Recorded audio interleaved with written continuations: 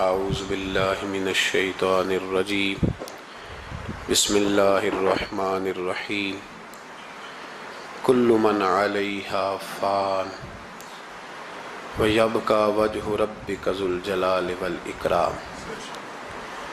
صدق اللہ العظیم وصدق رسولہ النبی الکریم۔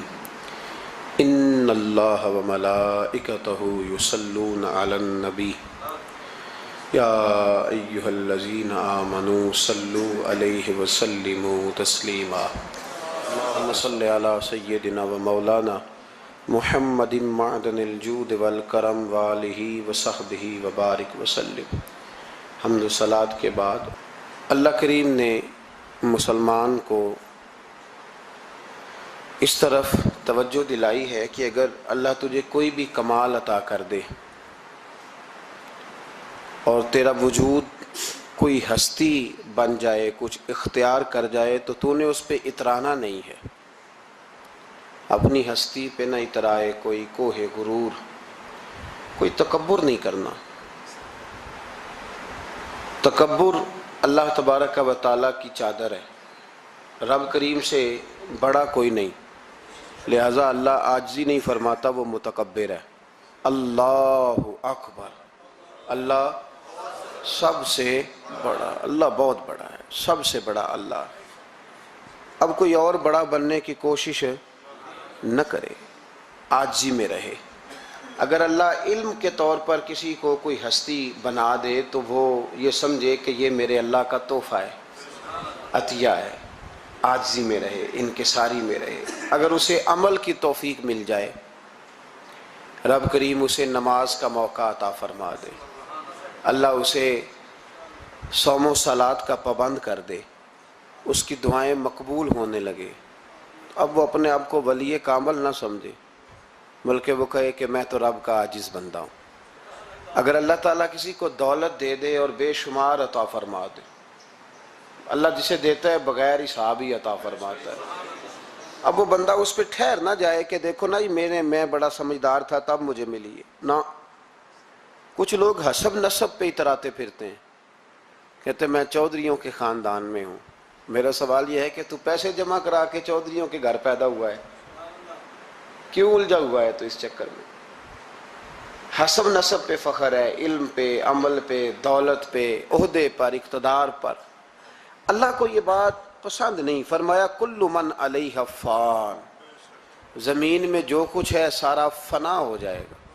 دیکھیں لفظ کیا ہیں قرآن پاک کے، یہ نہیں فرمایا ختم ہوگا، یہ نہیں فرمایا موت آئے گی، یہ نہیں فرمایا مٹے گا، کل من علیہ فان، فنا ہی ہو جائے گا، صفحہ ہستی سے نام اور نشان مٹ جائے گا، تمہاری باقیات بھی باقی نہیں رہیں گی، نشان تک مٹ گئے ہیں قبروں کے۔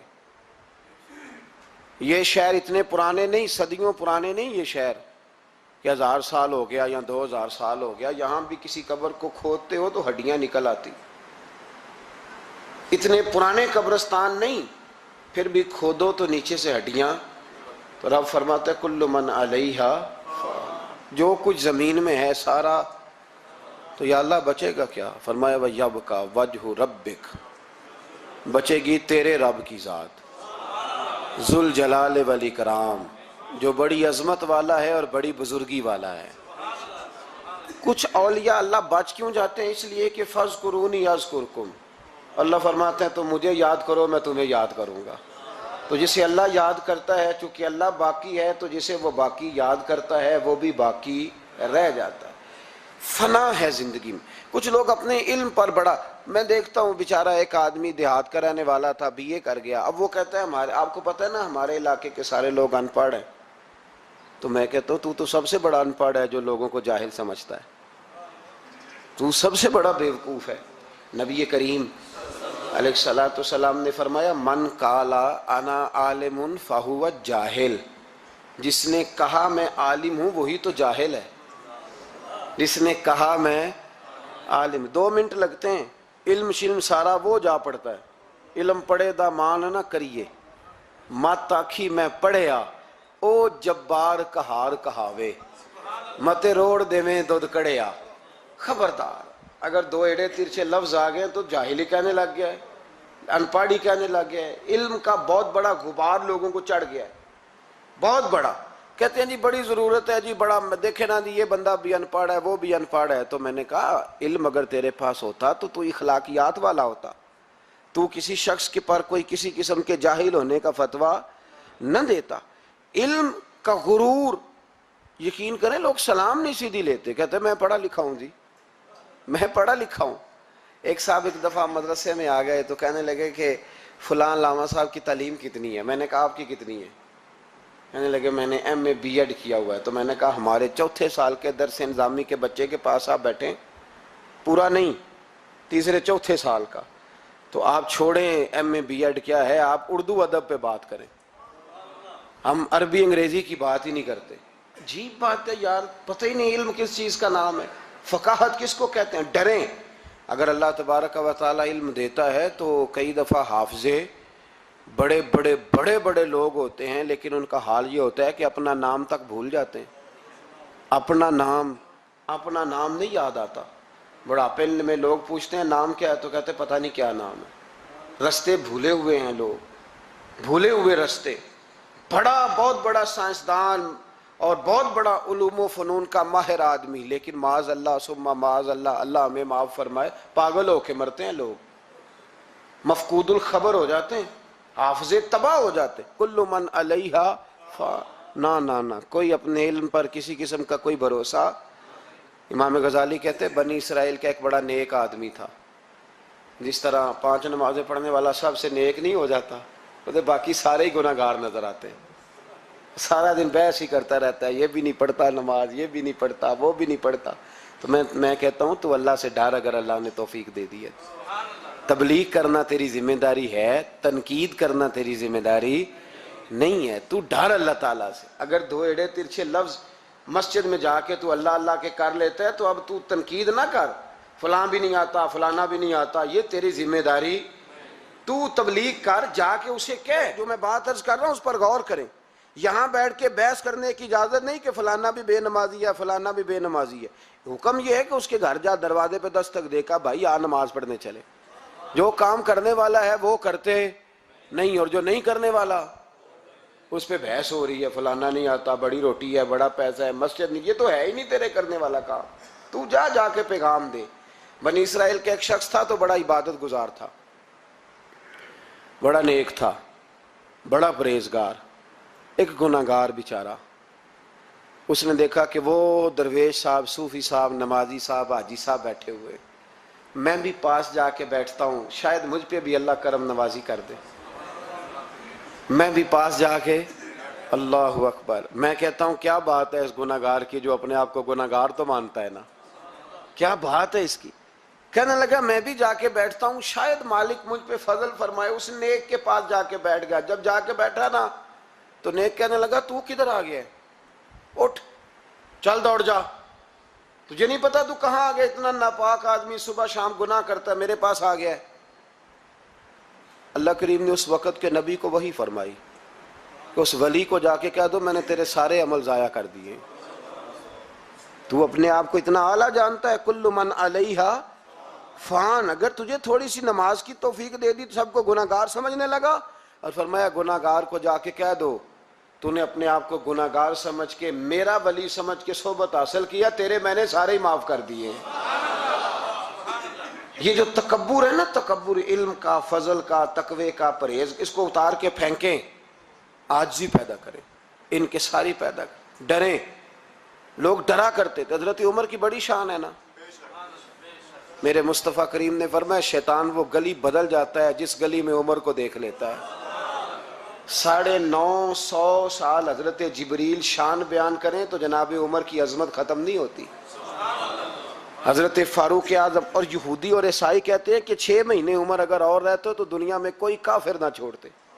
اتنا بڑا شخص، لیکن انتقال کا وقت آیا تو لوگوں نے تعریف کی، کہا عمر تیری بڑی بات ہے یار، کیا بات، کمال کر دیا. تو حضرت عمر رو پڑے، فرمانے لگے تم میرے گناہ نہیں جانتے، دعا کرو میری نیکیاں اور بدیاں برابر برابر ہو جائیں اور میں چھوڑ دیا جاؤں، حساب سے چھوڑ دیا جاؤں.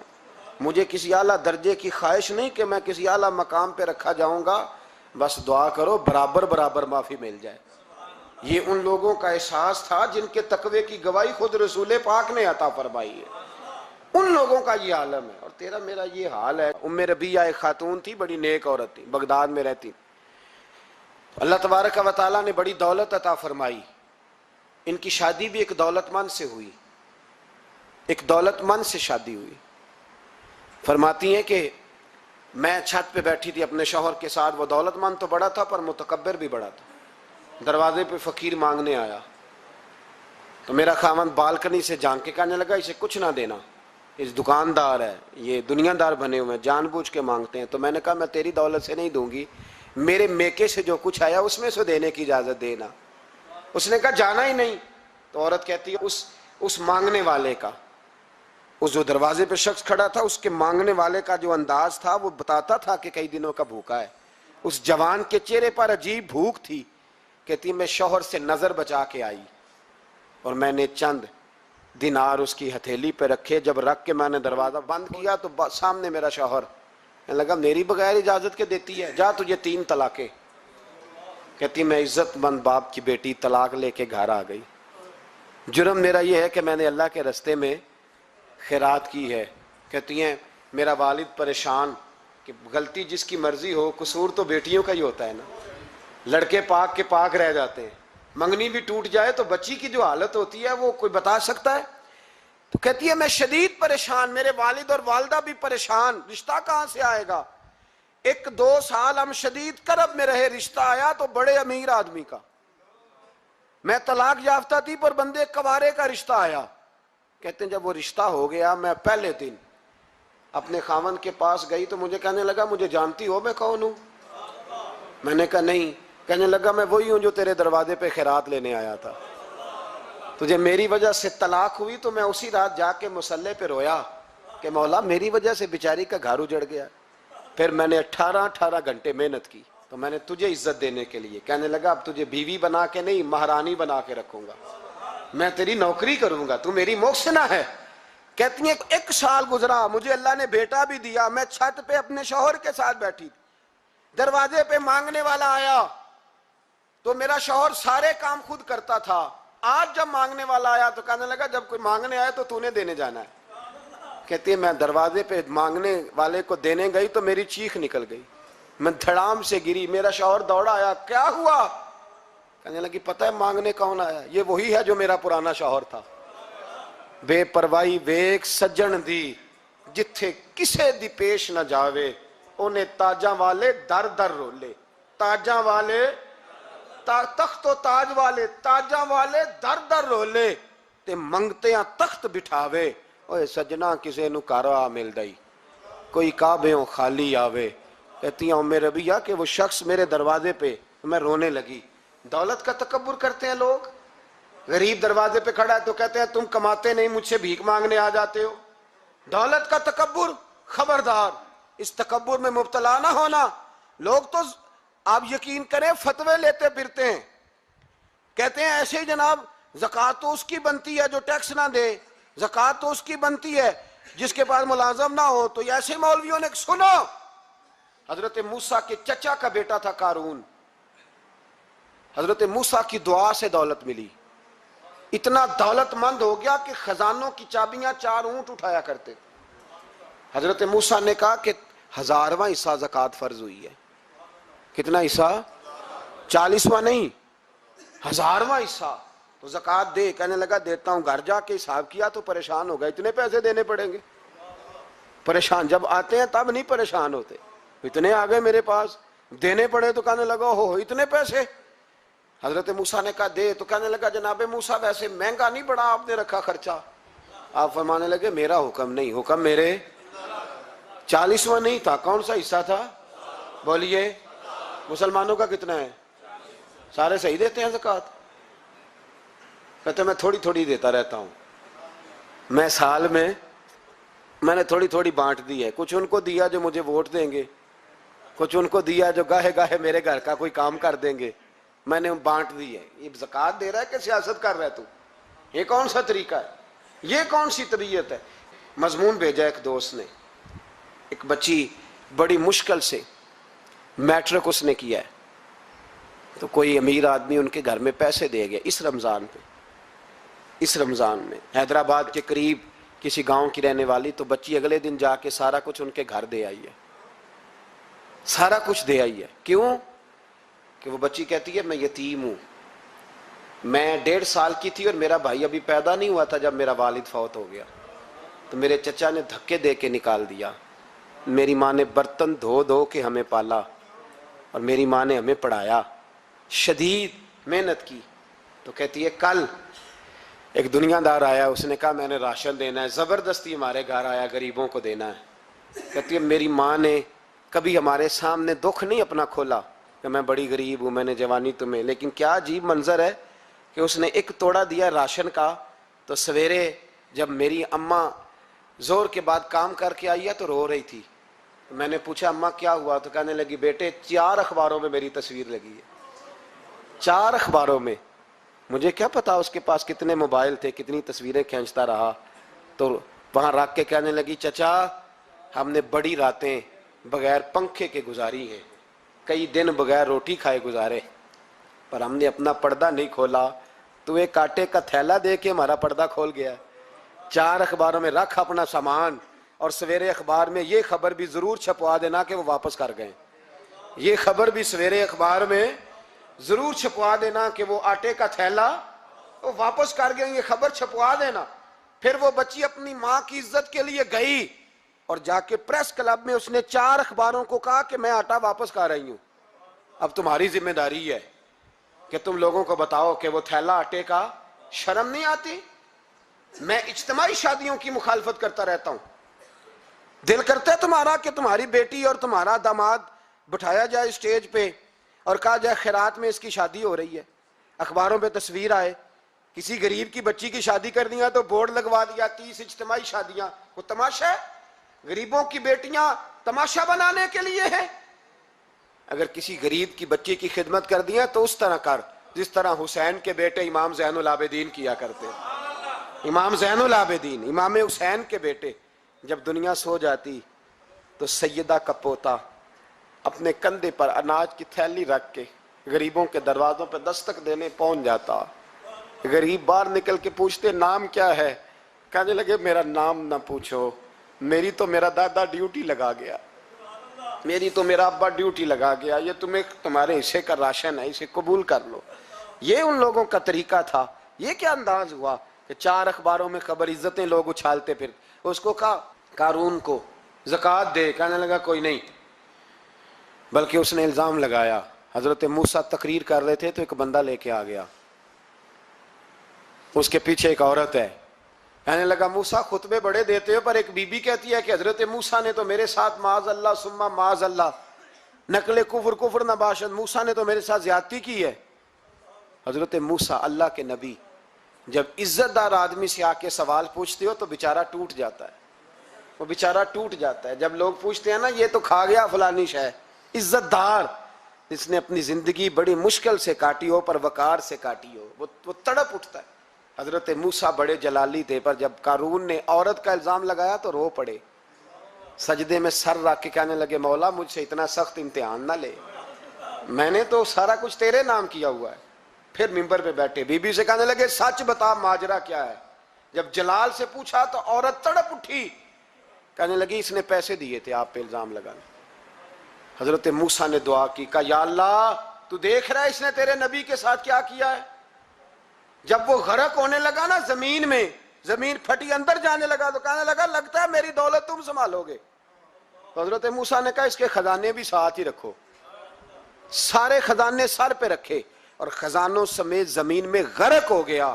علم پڑے دا مان نہ کریے مت آکھی میں پڑھیا، او جبار کہار کہاوے متے روڑ دیوی دودھ کڑے۔ تو دولتوں سمیت لوگ غرق ہو گئے، کدھر گیا ان کا مال، کدھر گیا؟ اورنگزیب عالمگیر جانے لگے تو بیٹے سے کہنے لگے میرے ہاتھ نہ کفن سے باہر نکالنا، جنازہ اٹھے تو میرے ہاتھ لٹکنے چاہیے۔ لوگوں نے کہا کیوں؟ کہنے لگے میں لوگوں کو بتانا چاہتا ہوں تھا میں بادشاہ پر خالی ہاتھ جا رہا ہوں۔ کفن کو جیب ہوتی ہے تو کس کے لیے پیسے جمع کر رہے ہو؟ قبروں میں بینک ہوتے ہیں، کس کے لیے گن کے سوتے ہو رات کو؟ کس کے لیے؟ کل من علیہا، ہر چیز فنا ہوگی. میرے پاس بڑا عہدہ ہے جی، میں چیئرمین ہوں، میں کونسلر ہوں، میں ایم پی اے ہوں، میں ایم این اے ہوں، میں فلاں صاحب ہوں، میں فلاں صاحب ہوں. بڑا لوگوں کو میں نے دیکھا ہے گردن میں سریا. کب تک ہو؟ کب تک ہو؟ وزیر اعظم ہو تو کب تک ہو؟ ہم نے تو دیکھا ایک بندہ وزیر اعظم ہوتا ہے اگلے دن لکھا ہوتا ہے مجرم ہے، ایک بندہ صدر ہوتا ہے اگلے دن لکھا ہوتا ہے ملزم ہے. کیا بات کرتے؟ یہ تو آنے جانی. حضرت امام مالک بیٹھے تھے ہارون رشید کے پاس، سخت پیاس لگ گئی ہارون رشید کو، اتنی سخت گرمی پیاس. یہ روزہ کھول کے نا کوئی چیز نہ ہو، پانی ہو تھوڑا سا ٹھنڈا سادہ پانی، تو دل کرتا ہے سارے پی جائیں آج. حضرت مولا علی نے مثال دی ہے شیر خدا نے. حضرت علی نے انوکھی بات کرتے، کہتے نا مجھے فلاں جان سے پیارا ہے. تو شیر تھے نا، تو شیروں جیسی باتیں کرتے تھے. کسی نے پوچھا آپ کو نبی پاک صلی اللہ علیہ وسلم سے کتنا پیار ہے؟ تو فرمانے لگے سخت گرمی سخت پیاس میں جتنا بندے کو ٹھنڈے پانی سے پیار ہوتا ہے مجھے اس سے بھی بڑھ کے اپنے نبی سے پیار ہے صلی اللہ ہو. کیسی مثال عطا فرمائی. لوگ وہیں کھڑے ہیں جان سے زیادہ پیارے. فرمایا نہیں، سخت گرمی میں سخت پیاس میں اتنا بندے کو ٹھنڈے پانی سے پیار ہوتا ہے مجھے اس سے زیادہ مصطفیٰ سے پیار ہے. یہ مولا علی کا فرمان ہے. ہارون رشید کو پیاس لگ گئی تو پانی کچھ دیر سے آیا تو تڑپنے لگا، پانی لاؤ، گلا خشک ہو گیا. گھنٹہ ہو گیا، شور کرنے لگا، جلال میں آ گیا، تڑپ. لاتے کیوں نہیں؟ جلدی کرو. جب بندہ گرمی میں آتا ہے نا باہر سے تو پانی دیر سے آیا نا تو دل کرتا ہے کہ وہ ہو سکتا ہے گھر میں کوئی بم بھی پھوڑ دے.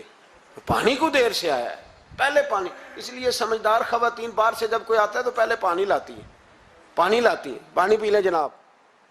تو ہارون رشید تڑپ رہا ہے، امام مالک قریب بیٹھے تھے. خادم کہنے لگا حضور ایک کنواں خشک ہو گیا ہے اور دوسرا آپ کی شیان شان نہیں، پانی صاف نہیں، تو تیسرے سے بندہ لینے گیا ہے، آ رہا ہے. بندہ تھوڑی دیر سے آیا تو ہارون رشید بڑا پریشان تھا. اب بات امام مالک کر رہے تھے تو وہ نہ توجہ اس کی پانی کی طرف تھی. پیالہ پانی کا اندر داخل ہوا تو ہارون رشید کا دل کرتا تھا کہ اڑ کے پانی کے قریب چلا جاؤ، لپک رہا تھا پانی کی طرف. جب پانی آیا اس کو پکڑایا تو امام مالک رحمۃ اللہ علیہ کہنے لگے بادشاہ ذرا ٹھہر جا، ٹھہر جا، پی لے، نہ آگے ہے نا اب تیرے قبضے میں ہے، ایک مسئلہ مجھے بتا لے پھر پانی پینا.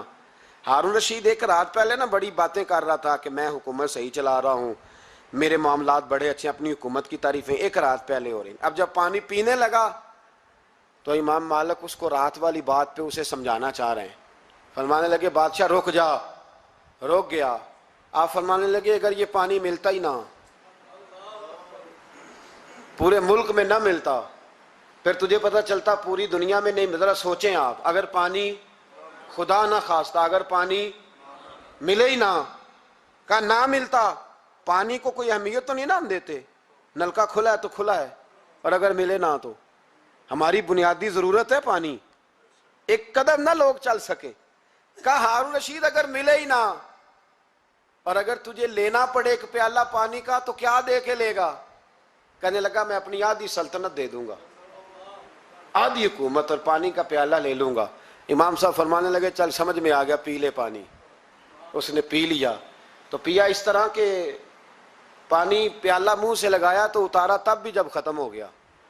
تو امام صاحب فرمانے لگے پی لیا؟ کہ پی لیا. فرمانے لگے ایک مسئلہ اور بتا، اب اگر تو نے پانی پی لیا تیرا پیشاب بند ہو جائے،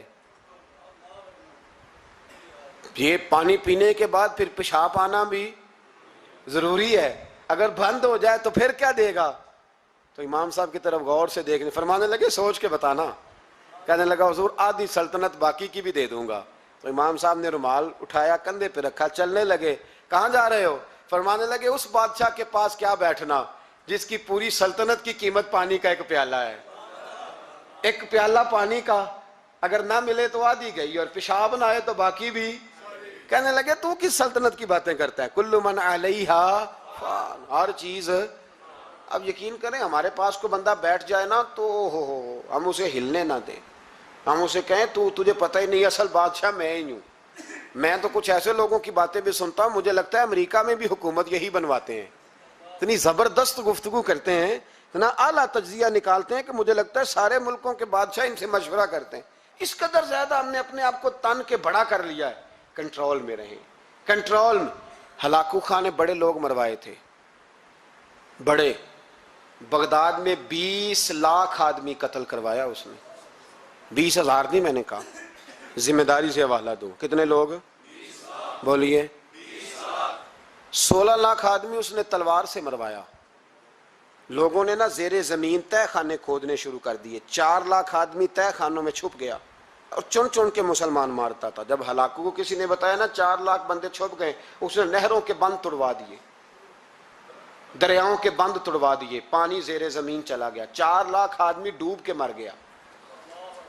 20 لاکھ آدمی مروایا. ایک دن ایک علاقے میں گھوم رہا تھا, لیمبو کھانے کا بڑا شوقین تھا.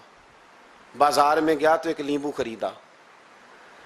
اس نے دیکھا کہ بازار میں بوڑھے بچے جوان خریداری کر رہے ہیں, تو کہنے لگا ابھی بھی اتنے مسلمان زندہ ہیں, بناؤ ان کی لائنیں, قتل کرنا ہے. 3 لائنیں بن گئی. ایک بوڑھا آدمی بھی لائن میں آ گیا, لیمبو کھا رہا ہے, اس کو ہلکا ہلکا چوستا ہے, گھوڑے پہ بیٹھا ہے, قتل کرا رہا ہے لوگوں کو. ایک بابا جی پہلی صف میں تھے, جب پہلی صف قتل ہونے لگی, بابا جی پچھلی صف میں دوڑ کے ہو گئے. ہلاکو خان ہنس رہا ہے اس کو دیکھ کے. معاذ اللہ, جب بندہ ہوتا ہے نا کسی منصب پہ, پھر وہ مذاق اڑاتا ہے دوسروں کا. بابا دوسری صف میں آیا تو ہلاکو خان نے وہ بھی قتل کرائی, تو بابا دوڑ کے تیسری صف میں. آخری صف کے کونے پہ جب بابا کھڑا ہو گیا نا, تو سارے بندے مر گئے. بابے کو قتل کرنے لگا جلاد. ہلاکو کہنے لگا ٹھہر جا. کہنے لگا بابا تو تیسری صف میں آیا تھا, تیرا کیا خیال تھا بچ جائے گا؟ بابا کہنے لگا خیال نہیں, میرا یقین ہے کہ میں بچ جاؤں گا. میرا شرط یہ ہے کہ یقین ہو اندر, شرط یہ ہے کہ. ہنس کے کہنے لگا ہلاکو خان کیسے؟ تو بابا کہنے لگا اگر اللہ چاہے تو بچ سکتا ہوں, اگر اللہ چاہے تو میں. بہت سارے لوگ ہیں ڈاکٹر لکھ کے دے دیتے ہیں نہیں بچے گا, وہ بچ جاتا ہے, کیونکہ بچانے والا اللہ ہے. کہا اللہ چاہے تو بچ جاؤں گا. تو ہلاکو کہنے لگا کیسے؟ جب ایسے کیا نا, کیسے ایسے کیا نا, تو لیمبو ہاتھ سے گر گیا. وہ بچے پلیئر نہیں ہوتے, وہ گیند گنتی ہے تو چھلانگ لگا کے پکڑ لیتے. تو بڑا گھوڑ سوار تھا, نیزہ باز تھا, چھلانگ لگائی لیمبو کیش کرنے کے لیے. کیسے تو کیسے بچے؟ یوں ہاتھ گھمایا, لیمبو گرا تو چھلانگ لگائی, نیچے جھکا. جب نیچے جھکا نا تو گر گیا گھوڑے سے. جو پیر تھا وہ گھوڑے کی رکاب میں الجھ گیا. گھوڑا ڈر کے دوڑ گیا. جب گھوڑا دوڑا تو زمین پر زور زور سے سر لگنے لگا. سپاہیوں کہتا دوڑو اس کو پکڑو. سپاہی بھی دوڑے پر گھوڑا قابو نہ آیا. گھوڑا اس وقت رکا جب نہ اس کا چہرہ پہچانا جاتا تھا, نہ آنکھیں سلامت تھی, نہ ناک سلامت تھی. اس کی کھوپڑی ساری اس طرح چور چور ہو گئی جیسے کسی نے ہتھوڑے کے ساتھ پیسی ہو. ہلاکو کی لاش سے خون بہ رہا تھا. بابا ہنس رہا تھا. ایک سپاہی کہنے لگا بابا تو کیوں؟ کہنے لگے میں اپنے رب کی قدرتوں پہ مسکرا رہا ہوں. کل من علیہ فان ویبقی وجہ ربک ذو الجلال والاکرام. کا میں نے اسے سمجھایا تھا کہ بچانے والا بچا لیا کرتا ہے, تو اس نے مجھے. سکندر اعظم نے 32 سال کی عمر میں آدھی دنیا فتح کر لی تھی. تو لوگ پتہ کیا کہتے تھے؟ یہ وہ بندہ ہے جس کو تاریخ نے گریٹ کا لقب دیا ہے. لکی نہیں کہتے, ہم کہتے بڑا لکی ہے بھائی. لوگ کہتے تھے یہ مقناطیسی آدمی ہے, کبھی ناکام ہوا ہی نہیں. سکندر اعظم کبھی ناکام نہیں ہوا. جس علاقے, اور عمر کتنی بھائی, اتنی کم عمری میں اتنی دلیری, آدھی دنیا فتح کر لی. ملتان سے گزر رہا تھا تو اسے ایک تیر لگا. کچھ لوگ کہتے ہیں یہاں جیلم کے پاس لگا تھا. ایک تیر لگا اسے. اس نے کہا بندہ تلاش کرو, کسی کی اتنی جرت کہ سکندر اعظم کو تیر مارا ہے, تلاش کرو.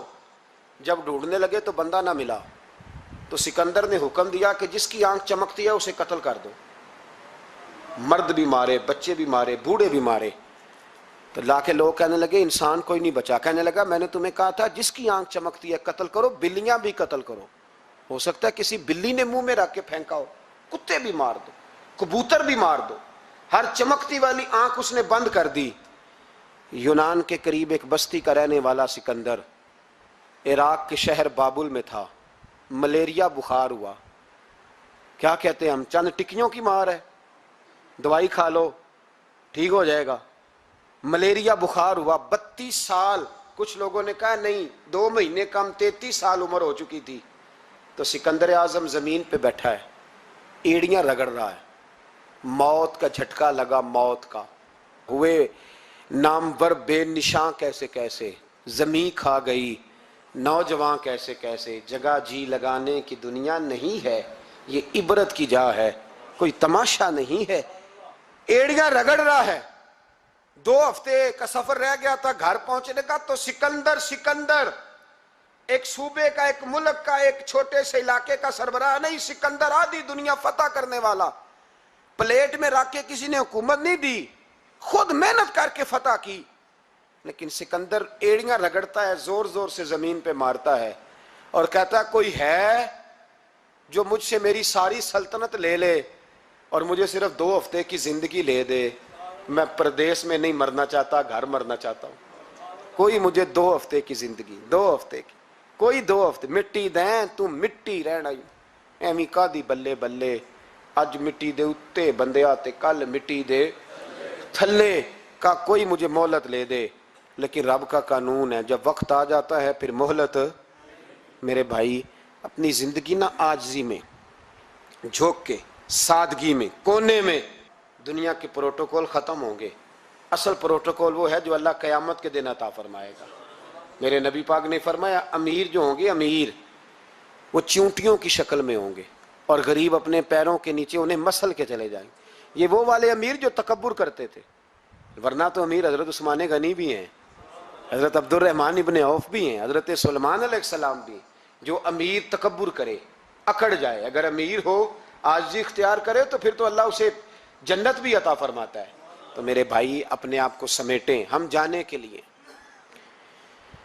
جن کی عمریں میری طرح 40 سال کی طرف سفر کر رہی ہیں نا، وہ آدھی زندگی جی چکے ہیں، باقی آدھی پتہ نہیں ہے۔ لوگ اتنا لمبا یاد نہیں رکھتے۔ حضرت مولا علی قبرستان گئے تو قبر والوں سے کہنے لگے قبر والوں تمہارا کیا حال ہے؟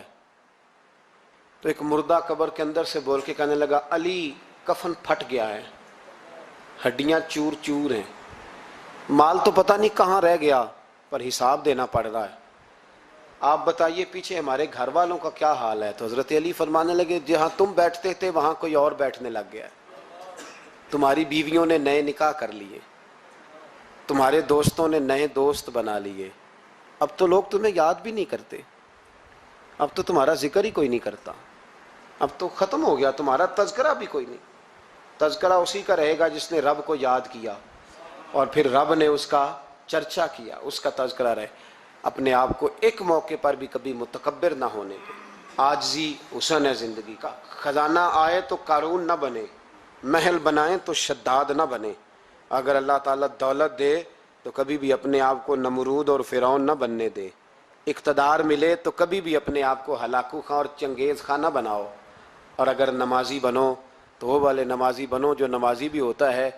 حضرت عمر فاروق کو کسی نے عید والے دن دیکھا تو عمر رو رہے تھے، چھوٹی عید والے دن۔ ہمارے ہاں تو لوگوں نے ڈیک تیار کر کے رکھ لیے ہیں، تیاری ہو گئی ہے، چاند رات کو جو نیکیاں کمائی ہیں وہ ساری شیطان کے حوالے کریں گے معاذ اللہ ماشاء اللہ، اس کو کہیں گے لے جا ہم نے کمائی ہیں تیرے لیے، فوراً پہلی رات ہی، ادھر اعلان ہوا نہیں ادھر تماشے لگے نہیں معاذ اللہ۔ حضرت عمر عید والے دن رو رہے تھے، کسی نے کہا عمر یہ خوشی کا دن ہے آپ رو رہے ہیں؟ تو فرمانے لگے خوش تو وہ ہونا جس کو یقین ہے کہ اس کا نماز روزہ قبول ہو گیا، مجھے تو ابھی پتہ ہی نہیں میرا قبول ہوا ہے کہ واپس کر دیا جائے گا، جاؤ مجھے کچھ خبری سناؤ آ کے کہ میرا قبول ہوا۔ وہ تو بے نیاز ہے، وہ تو دل کرے تو کہے جا اٹھا کے لے جا، تیرا مجھے پسند ہی نہیں۔ عاجزی میں رہیں، انکساری میں رہیں، عمل کر کے روئیں، کہے مولا تیرے قابل تو نہیں پر تو مہربانی فرما اسے قبول فرما۔